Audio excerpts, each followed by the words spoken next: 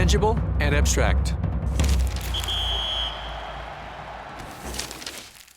The bias of the tangible and abstract is a subtle yet powerful psychological influence on human decision-making.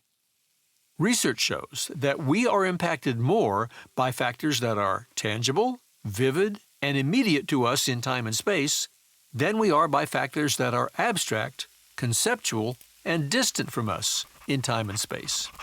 For example, relatively minor injuries to our family, friends, and even our pets affect us more than the starvation of millions of children on the other side of the world, or the suffering of millions of animals in factory farms. I mean, super simple example, it's like, I need to get an A in this class, or I need to do well on this test, and you end up cheating on the test. And it's like, in the moment, you got the grade, but in the end of the day, when you're actually in a job, you cheated yourself because you didn't actually learn the information needed. So in cheating that test, you're cheating your future self out of opportunities and experience that you need to be successful. Our natural tendency to give greater value to the tangible over the abstract in decision-making can cause ethical missteps. For example, consider climate change. One of the major reasons we haven't taken the steps to save the planet that science tells us are necessary, like significantly curbing fossil fuel emissions and living more sustainably, is that doing so is expensive and inconvenient for us right now. These costs are tangible and immediate. On the other hand, the benefits of making these tough changes will go mostly to people we don't know at some point off in the future. For many of us, unfortunately, the costs seem simply too burdensome and the benefits too abstract to motivate us to take action today.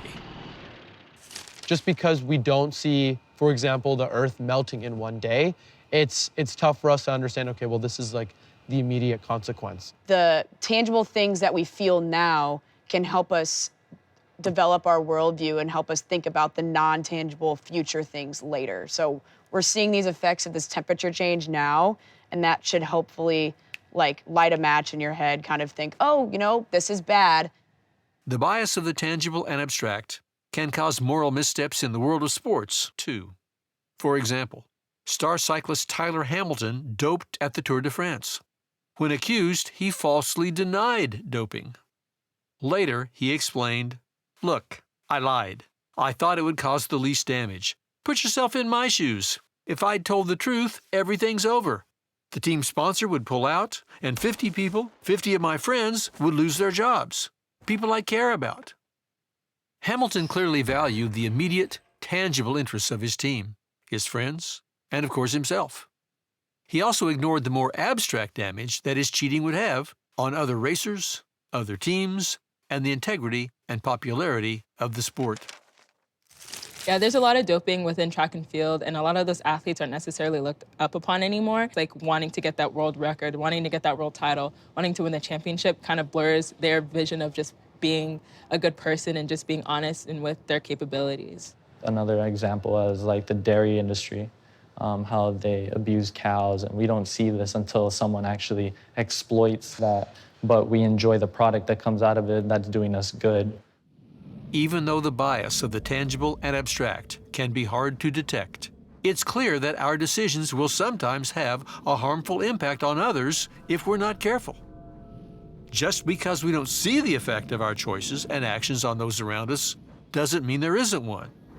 So, to compensate for the tangible and abstract and be our best self, we must use our moral imagination and look to the horizon and beyond when making choices and decisions. We want the instant gratification. We want good things to happen now. We make decisions in the now without really understanding what their consequences are going to be 10, 20 years. Even though we might be part of that future, it's just difficult for us to sort of conceptualize what that will look like.